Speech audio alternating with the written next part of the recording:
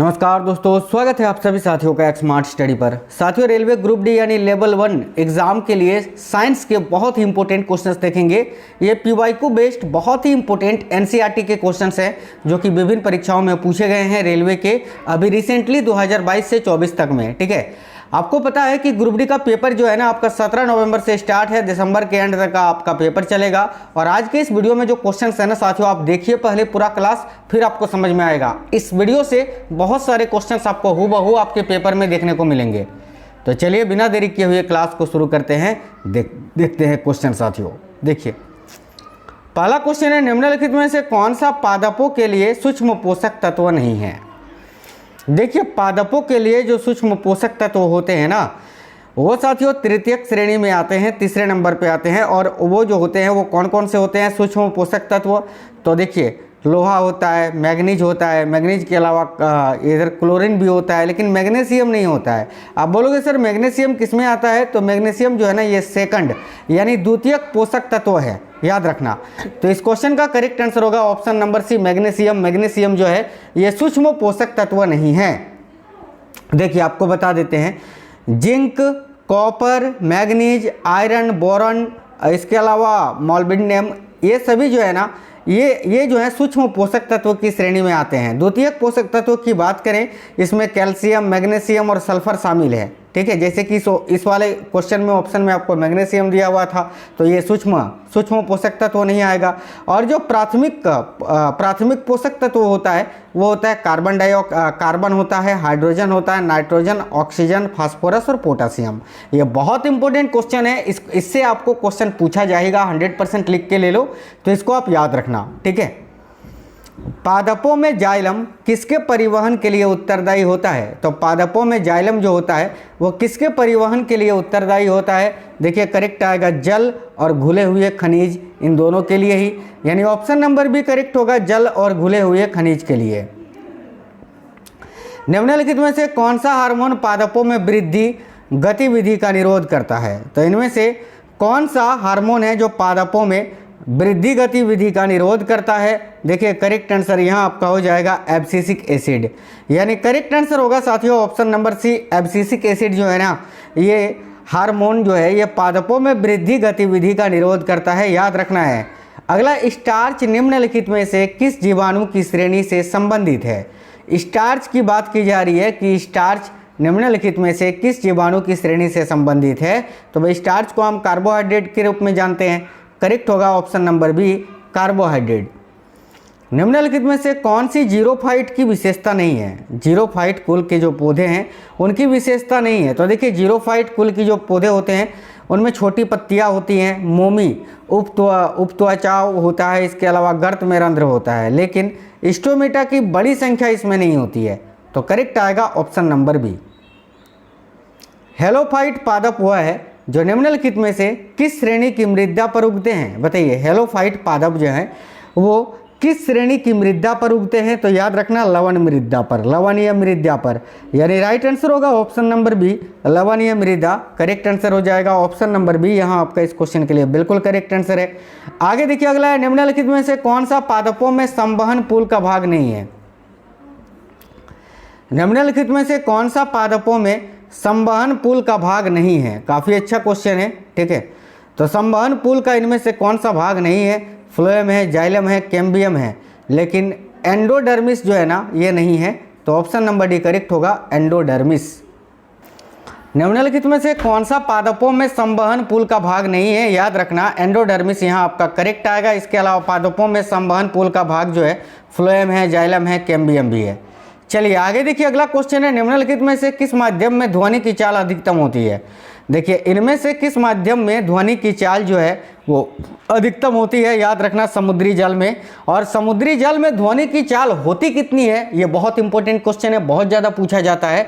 तो समुद्री जल में जो ध्वनि की चाल होती है वो 1531 मीटर पर सेकंड होती है, मीटर पर सेकंड। याद रखना, आपको जब ये क्वेश्चन पूछा जाता है ना, कंफ्यूज करने के लिए ऑप्शन में किलोमीटर पर सेकंड ऐसा करके दिया जाता है, देखना मीटर पर सेकंड है ना, 1531 मीटर पर सेकंड। आसुत जल में बात करें, आसुत जल में जो साथियों ध्वनि की चाल होती है वो होती है 1498 मीटर पर सेकंड। ये बहुत इंपॉर्टेंट क्वेश्चन है, याद रखिएगा। आगे देखिए अगला क्वेश्चन है, जंतु कोशिका में कौन सा अंग है जो बाहरी पदार्थों का पाचन कर सकता है। तो जंतु कोशिकाओं में कौन सा अंग है जो बाहरी पदार्थों का पाचन कर सकता है। देखिए लयन काय यहाँ करेक्ट आएगा। साथियों लयन काय जो होता है ना, ये जंतु कोशिकाओं में एक अंग होता है, ठीक है, और ये बाहरी पदार्थों का पाचन कर सकता है, याद रखना। अगला क्वेश्चन है, प्रकाश संश्लेषण जिसमें पादपों द्वारा प्रकाश ऊर्जा को रासायनिक ऊर्जा में परिवर्तित किया जाता है, इसमें पर्णहरित नामक पत्तियों के हरित लवक यानी क्लोरोफिल का उपयोग शामिल होता है। पत्ती में क्लोरोफिल को धारण करने वाली एकमात्र संरचना कौन सी होती है। बहुत ही इंपॉर्टेंट क्वेश्चन है, करेक्ट आएगा क्लोरोप्लास्ट, याद रखना क्लोरोप्लास्ट करेक्ट आंसर होगा ऑप्शन नंबर सी। निम्नलिखित में से किस कोलाइड में परिक्षेपण माध्यम एक द्रव होता है। बहुत ही इंपॉर्टेंट क्वेश्चन है, वेरी इंपॉर्टेंट क्वेश्चन है। तो भाई किस कोलाइड में परिक्षेपण माध्यम एक द्रव होता है। तो फोम में साथियों, फोम। इसका एक चार्ट है, मैं आपको नेक्स्ट क्लास में बताऊंगा। उस पूरे चार्ट को आपको याद रखना है, क्योंकि इस चार्ट से जो है ना ALPO टेक्नीशियन 2024 का जो पेपर हुआ था ना, कोई ऐसा शिफ्ट नहीं जिसमें क्वेश्चन ना पूछा हो, भर के क्वेश्चंस पूछा है, याद रखना, ठीक है। मैं आपको वो पूरा चार्ट ही आपको बता दूंगा आगे, ठीक है। अगला क्वेश्चन है, तात्विक क्लोरीन के दो समस्थानिक कौन से होते हैं। तात्विक क्लोरीन के दो समस्थानिक होते हैं साथियों, याद रखना। एक तो आपका क्लोरीन 35 होता है और एक आपका क्लोरीन 37 होता है। ऑप्शन के अनुसार अगर देखें तो ऑप्शन नंबर डी करेक्ट आएगा यहाँ आपका। देखिए एक होता है 35/17 सी और एक आपका होता है 37/17 सी, याद रखना ये, ठीक है। वैसे आप याद रखना कि दो समस्थानिक होता है, क्लोरीन 35 और क्लोरीन 37, ठीक है। और इनका जो परमाणु द्रव्यमान होता है ना, एक सेकंड मैंने लिखा था, देखिए क्लोरीन के दो स्थिर समस्थानिक की बात करें ना, तो एक क्लोरीन 35 और एक क्लोरीन 37 होता है आपका। तात्विक मैंने बताया कि 35/17 सी इस प्रकार से होता है। और इनका जो परमाणु द्रव्यमांक होता है, एक होता है 34.96 और एक होता है 36.95। निम्नलिखित में से किस धातु का भंडारण तेल में नहीं किया जाता। इनमें से किस धातु का भंडारण तेल में नहीं करते हैं। तो भाई देखिएगा, सोडियम, पोटेशियम, लिथियम का तो करते हैं, रूबिडियम का नहीं करते हैं। रूबिडियम करेक्ट होगा option number b. Potassium nitrate का उपयोग नहीं किया जाता है किस रूप में। तो भाई देखिएगा, पोटेशियम नाइट्रेट का उपयोग जो है ना, हम भाई उर्वरक के रूप में करते हैं, औषधि के रूप में करते हैं, बारूद बनाने में भी करते हैं। लेकिन पोटेशियम नाइट्रेट का उपयोग मांस उत्पादकों के परिरक्षक के रूप में नहीं करते हैं। तो करेक्ट आएगा ऑप्शन नंबर डी। नए निर्माण की कंक्रीट संरचना की सतह को गीला करके टाट की बोरियों से ढक दिया जाता है, ऐसा किस लिए किया जाता है। तो देखिए, नए निर्माण की कंक्रीट संरचना की सतह को गीला करके टाट की बोरियों से ढक दिया जाता है, ऐसा किस लिए किया जाता है। याद रखना, तेजी से होने वाले वाष्पीकरण को रोकने के लिए, जब तक कि जल योजन अच्छी तरह से ना हो जाए। ऑप्शन नंबर ए इस क्वेश्चन के लिए बिल्कुल करेक्ट आंसर हो जाएगा। अगला क्वेश्चन है, नीचे निम्नलिखित गैसों के लिए निम्नलिखित कथनों में से कौन सा सही नहीं है। ए में लिखा है, हाइड्रोजन में 3 समस्थानिक होते हैं। बिल्कुल होते हैं, प्रोटियम, ड्यूटेरियम, ट्राइटियम 3 होते हैं। हीलियम बिजली के बल्ब में सामान्यतः प्रयुक्त होने वाली गैस है। हैं, कभी सुना है हीलियम को बिजली के बल्ब में भरा जाता है। बिजली के बल्ब में ऑर्गन गैस को भरा जाता है, ऑर्गन गैस को भरा जाता है, हीलियम को नहीं। यही गलत है, यही आपका आंसर होगा। आंख मूंद के बी पर टिक करके आगे बढ़ जाना।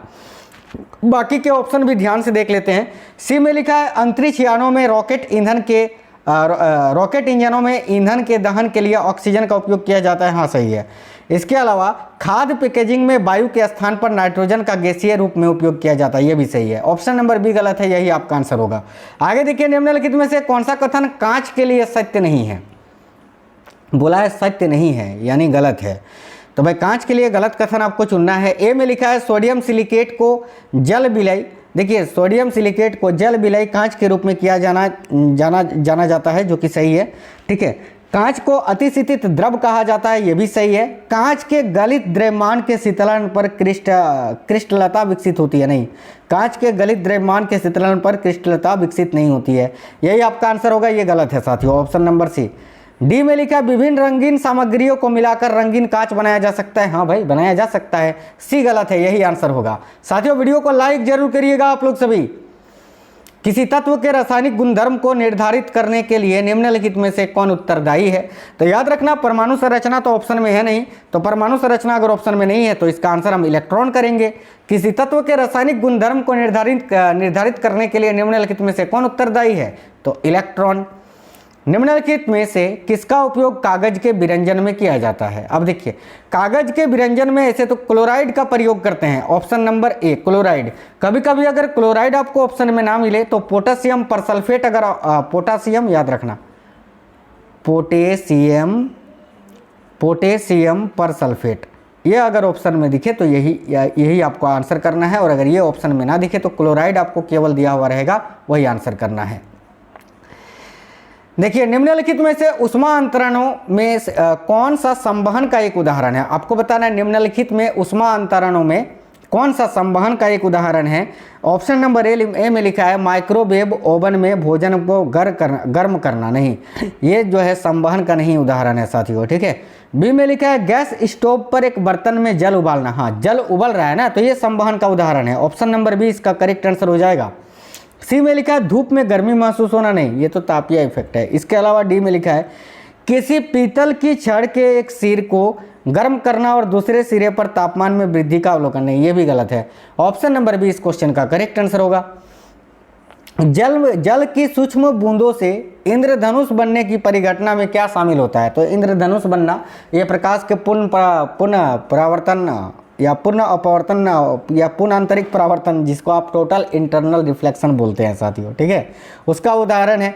तो यहाँ पर टोटल इंटरनल रिफ्लेक्शन तो दिख नहीं रहा है, ऑप्शन नंबर डी में लिखा है सूर्य के प्रकाश का अपवर्तन और आंतरिक परावर्तन दोनों, यही आपका आंसर होगा, ऑप्शन नंबर डी।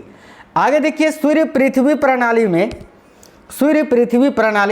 पृथ्वी और लैग्रेंज बिंदु L4 बनाते हैं, जो कि किस प्रकार की ये त्रिभुज बनाते हैं, यही आपसे पूछा जा रहा है। तो याद रखना, ये जो बनाते हैं साथियों एक समबाहु त्रिभुज का निर्माण करते हैं, option number b correct answer हो जाएगा, एक समबाहु त्रिभुज, ठीक है, समबाहु त्रिभुज याद रखना। आगे देखिए, अगला क्वेश्चन है परमाणुविक घड़ियों में एक टाइम कीपर के रूप में प्रयुक्त होने वाला तत्व कौन सा है? देखिए, परमाणुविक घड़ियों में एक टाइम कीपर के रूप में हम सीजियम का प्रयोग करते हैं, ऑप्शन नंबर बी राइट होगा, सीजियम। रक्त की जल मात्रा के नियंत्रण में कौन सा तत्व सम्मिलित होता है? तो रक्त की जल मात्रा के नियंत्रण में कौन सा तत्व सहायक होता है? देखिए राइट होगा पोटेशियम, पोटेशियम के, ठीक है। निम्न में से कौन सी गैस जल में घुलकर अम्लीय विलयन बनाती है? तो इनमें से कौन सी गैस है जो जल में घुलकर अम्लीय विलयन बनाती है? याद रखना carbon dioxide, option number A इस क्वेश्चन का करेक्ट आंसर होगा। हरे पादपों में क्लोरोफिल बनने के लिए कौन सा तत्व अनिवार्य है? तो हरे पादपों में क्लोरोफिल बनने के लिए कौन सा तत्व अनिवार्य है? भाई करेक्ट होगा magnesium, option number c correct आएगा साथियों। एक विद्युत बल्ब में टंगस्टन तार के साथ साथ ऑर्गन गैस क्यों प्रयुक्त की जाती है? अभी मैंने बताया था विद्युत बल्ब में हीलियम नहीं ऑर्गन गैस भरा जाता है, टंगस्टन तार के साथ साथ इसमें ऑर्गन गैस क्यों भरा जाता है? टंगस्टन का फिलामेंट होता है और ऑर्गन गैस क्यों भराया जाता है? तो याद रखना बल्ब की आयु को बढ़ाने के लिए, option number A correct answer होगा। केल्विन तापमान, ठीक है, केल्विन तापमान और सेल्सियस तापमान के बीच सही संबंध निम्न में से कौन सा है? ये आपको बताना है। मैंने आपको क्या बताया साथियों कि भाई केल्विन और केल्विन, देखिए अगर आपको केल्विन का मान चाहिए तो जो सेंटीग्रेड होता है उसमें 273 डिग्री आप जोड़ोगे तो आपको केल्विन का मान निकल जाएगा। अगर इतना याद है तो आपको आसानी से ये मिल जाएगा। देखिए यहाँ पर मान लेते हैं ये केल्विन का मान है, इसमें जब हम ये जो है ना ऑप्शन नंबर डी को ही हम चेक करते हैं, और ऑप्शन नंबर डी में जो है लिखा हुआ है ये आपका सेंटीग्रेड और ये 273 डिग्री, जो कि परम शून्य ताप का ही उदाहरण है, माइनस होता है ये, लेकिन प्लस में हम इसको जोड़ते हैं। तो देखिए इसको जब हम जोड़ेंगे ना तो केल्विन का मान निकल के आएगा। उदाहरण के तौर पर आपको बता देते हैं, मानव शरीर के जो तापमान होता है एक स्वस्थ मानव शरीर का होता है 37 डिग्री सेल्सियस लगभग। यही अगर केल्विन में देखें तो केल्विन में 310 डिग्री केल्विन होता है, ठीक है। तो भाई 310 डिग्री केल्विन और 37 डिग्री सेल्सियस बराबर है कि नहीं, इसको हम कैसे जानेंगे? तो मैंने आपको क्या बताया, सेल्सियस में 273 डिग्री जोड़ेंगे तो सेल्सियस में 37 डिग्री और 273 डिग्री को ऐड करेंगे जब हम, तो इधर जो है ना 310 आ रहा है ना, ये केल्विन का मान आ रहा है, यानी 37 डिग्री और 310 केल्विन ये दोनों मान जो है वो बराबर है। तो वो कैसे निकलेगा? ऑप्शन नंबर डी सूत्र से निकलेगा, यही समीकरण सत्य है। ध्वनि तरंगे निम्न में से किससे होकर नहीं गुजर सकता? इस तरह के स्टेटमेंट बेस्ड क्वेश्चन बहुत ज़्यादा पूछा जाता है साथियों। ध्यान से देखिए, ध्वनि तरंगे निम्न में से किससे होकर नहीं गुजर सकता? हवा में रखा हुआ तांबे की तार से बिल्कुल गुजर सकता है, हवा में रखी हुई चांदी की पट्टियों से बिल्कुल गुजर सकता है, पानी में रखा हुआ कांच का प्रिज्म से बिल्कुल गुजर सकता है, निर्वात में रखा हुआ लकड़ी का खोखला पाइप से नहीं गुजर सकता, क्योंकि ध्वनि तरंगे निर्वात को पार नहीं कर सकती है। इस क्वेश्चन का correct answer option number D हो जाएगा। वर्गीकरण की जीव विज्ञान संबंधी पद्धति के अनुसार निम्न में से कौन सी एक असली मछली है? ट्रू फिश किसको बोला जाता है? तो उड़ने वाली जो मछलियाँ होती है, उड़न मीन, ठीक है, उड़न मीन जो है एक असली मछली का उदाहरण है। याद रखना, असली मछलियाँ मीन वर्ग में आते हैं, मीन वर्ग से संबंधित है, ये आपको याद रखना है। असली मछलियाँ जो है वो मीन वर्ग से संबंधित है। प्राणियों में निम्न में से किस प्रकार के संयोजी उत्तकों में वसा संग्रहित होता है? बताइए, किस प्रकार का कनेक्टिव टिश्यू प्राणियों में यानी जंतुओं में, एनिमल्स में किस प्रकार के संयोजी उत्तक यानी कनेक्टिव टिश्यू में वसा यानी फैट्स जो है वो स्टोर होता है, संग्रहित होता है? तो याद रखना एडिपोसाइट में। बहुत इंपॉर्टेंट क्वेश्चन है, एडिपोसाइट करेक्ट आंसर हो जाएगा। निम्न में से किस कोशिकांग से लाइसोसोम बनता है? भाई देखिएगा, इनमें से कौन सा कोशिकांग है जिससे लाइसोसोम बनता है? लाइसोसोम की खोज 1955 में लगभग डी डुबे ने की थी। लाइसोसोम को आत्मघाती थैली या आत्महत्या की थैली कहा जाता है। लाइसोसोम की बात करें ना, तो देखिए लाइसोसोम जो है ना साथियों, ये किससे बनता है, किस कोशिकांग से? तो गोल्जिकाई से। बिल्कुल ऑप्शन नंबर से करेक्ट होगा, गोल्जिकाई, याद रखना। अगला है अंतर्द्रव्य जालिका, ठीक है, या अंत प्रद्रव्य जालिका। आबद्ध राइबोसोम में प्रोटीन का संश्लेषण होता है। यह क्लोरोप्लास्ट के भीतरी थाइलोकाइड स्थान की ओर लक्षित होता है। इसे अपने लक्ष्य तक पहुंचने के लिए दोहरी परत वाली झिल्ली की कितनी तहों या सतहों से होकर गुजरना होगा? तो याद रखना 4 सतहों से होकर। ये क्वेश्चन आप याद ही रखना, रॉठी लेना कि 4 सतहों से होकर गुजरना पड़ेगा, ठीक है। निम्न में से किस कारण से वायुमंडल रुदोष्म ताप परिवर्तन होते हैं? तो किस कारण से वायुमंडल रुदोष्म ताप परिवर्तन होते हैं? तो याद रखना वायु का प्रसार और संपीड़न के कारण, वायु के प्रसार और संपीड़न के कारण, ऑप्शन नंबर सी। वर्षण की संगठन संलयन प्रक्रिया के लिए निम्न में से कौन प्रायोज्य है? तो वर्षण की संगठन संलयन प्रक्रिया के लिए निम्न में से कौन प्रायोज्य है? याद रखना बादल जो हिमकरण स्तर से परे विस्तारित नहीं होते हैं, वे बादल जो हिमकरण स्तर से परे विस्तारित नहीं होते हैं, वो जो है ना भाई वर्षण की संगठन संलयन प्रक्रिया के लिए उदाहरण है।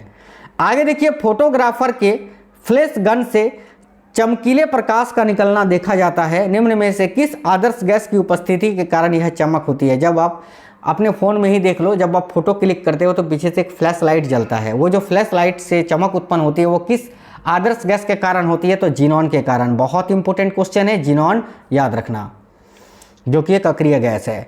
निम्न में से जिस साथियों जीनॉन को स्ट्रेंजर गैस भी कहा जाता है, ये आप याद रखना, ठीक है। निम्न में से कौन सी विशेषता एक यौगिक में नहीं होती है? देखिए, एक यौगिक की विशेषता इनमें से कौन सा नहीं है? संगठन परिवर्तनशील होता है, नहीं ये तो नहीं होता है। यौगिक के लिए सभी कण केवल एक प्रकार के होते हैं, बिल्कुल सही है। यौगिक के कणों में 2 या इससे अधिक तत्व होते हैं, हाँ बिल्कुल सही है। सामान्य भौतिक विधियों से यौगिक के अवयव को पृथक नहीं किया जा सकता, हाँ नहीं किया जा सकता, ऑप्शन नंबर डी भी सही है। ए गलत है, यही आपका आंसर होगा। ये यौगिक की विशेषता नहीं है, क्योंकि संगठन परिवर्तनशील नहीं होता है। ऑप्शन नंबर 1 करेक्ट आंसर हो जाएगा इस क्वेश्चन का।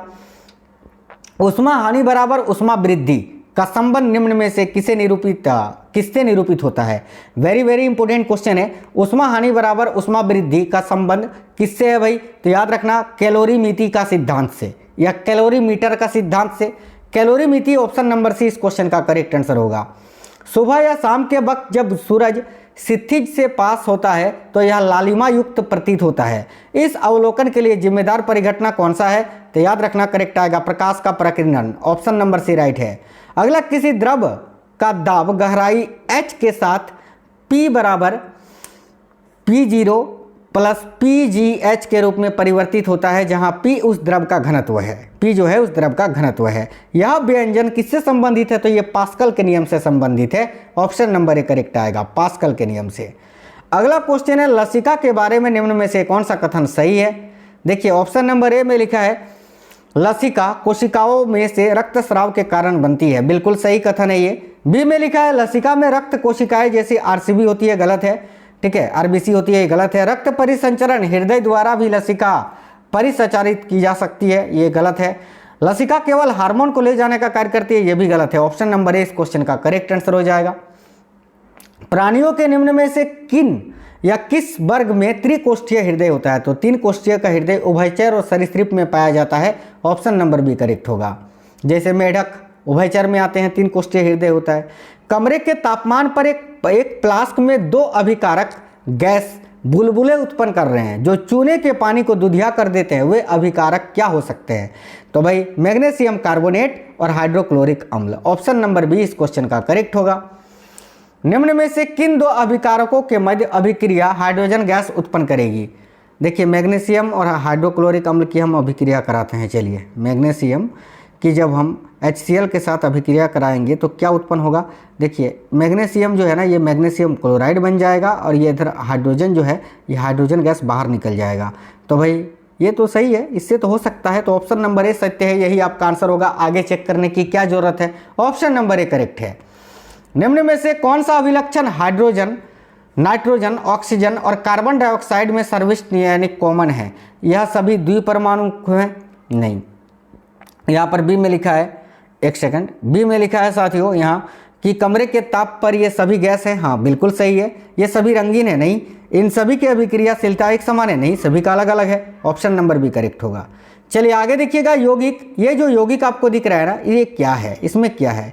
इसके एक अणु में 17 परमाणु हैं। चलिए देखते हैं भाई इसके अणु, इसमें 17 परमाणु है कि नहीं। कार्बन 7, हाइड्रोजन 7 और इधर नाइट्रोजन 1 +1, ठीक है, और ऑक्सीजन 2 है। चलिए इसको जोड़िए तो कितना हो रहा है? इधर 3, 1 और 2 3, 3 और 7 आपका हो गया 10 और 7 17। हाँ बिल्कुल है, ऑप्शन नंबर ए इस क्वेश्चन का करेक्ट आंसर हो जाएगा। निम्न में से कौन सा एक विद्युत ऊर्जा को प्रकाश ऊर्जा में रूपांतरित नहीं करता है? देखिए प्रकाश उत्सर्जक डायोड ये बिल्कुल करता है, लेजर भी करता है, टेलीविजन सेट। मोमबत्ती कैसे करेगा यार? मोमबत्ती में विद्युत कहाँ से आएगी? ये तो रासायनिक ऊर्जा को प्रकाश ऊर्जा में परिवर्तित करता है। ऑप्शन नंबर ए यहाँ करेक्ट आंसर हो जाएगा, याद रखना, मोमबत्ती। चलिए आगे देखिए, निम्न में से कौन सा पादपों के मुख्य अवशोषक अंग है? इनमें से कौन सा पादपों का मुख्य अवशोषक अंग है? तो जड़ भी जो है ना, देखिए जड़ भी है, पत्ती भी है, तो केवल जड़ और पत्ती, ऑप्शन नंबर सी इस क्वेश्चन का करेक्ट होगा। वाल्कल नहीं होता है यहाँ, ठीक है, ऑप्शन नंबर सी करेक्ट होगा। आगे देखिए, निम्न में से कौन सा एक हरे पत्ते का प्राथमिक कार्य नहीं है? हरा पत्ता का प्राथमिक कार्य इनमें से कौन सा नहीं है? आहार का निर्माण करना है, गैसों का विनिमय है, जल का वाष्पन भी है, खाद्य और जल का चालन ये नहीं है, ये तो जाइलम का काम है और फ्लोएम का काम है। तो ऑप्शन नंबर डी इस क्वेश्चन का करेक्ट होगा। एक क्वेश्चन और है, यदि पादप के जाइलम को यांत्रिकतः अवरुद्ध कर दिया जाए तब पादप का निम्न में से कौन सा कार्य प्रभावित होगा? यदि पादप के जाइलम को यांत्रिकतः अवरुद्ध कर दिया जाए तब पादप का निम्न में से कौन सा कार्य प्रभावित होगा? तो ऑप्शन नंबर बी, जल और विलयों का अभिगमन होगा। बिल्कुल करेक्ट है, ऑप्शन नंबर बी राइट होगा। बहुत ही अच्छे लेवल के क्वेश्चंस थे, सारे क्वेश्चन पीवाईक्यू बेस्ट क्वेश्चंस थे, एक्सपेक्टेड क्वेश्चन जो कि इस बार आपसे पूछे जा सकते हैं। तो उम्मीद करते हैं आपको क्लास पसंद आई है। आप जरूर बताना कमेंट बॉक्स में क्वेश्चन का लेवल कैसा था। वीडियो को लाइक करना, दोस्तों के साथ शेयर करना। मिलेंगे साथियों नेक्स्ट वीडियो में। जय हिंद, वंदे मातरम।